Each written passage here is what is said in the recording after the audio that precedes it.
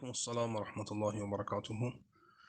Ораза кезде құлаққа су кіргенде, негізінде бұл мәселеде ғұламалар, кейбір ғұламалар кіру мен кіргізуді екі бөліп айтады. Мысалы, өздігінен кірсе ораза бұзылмайды, бірақ өзің кіргізсең бұзылады деген ғұламалар бар. Бірақ негізгі муфтави фатуа, су кіргізсең де кірсе де оразаны бұзбайды. Себебі су бірінші денеге, құлаққа кірсе пайда бермейді, керісінше құлақты жара қылып зиян береді дейді.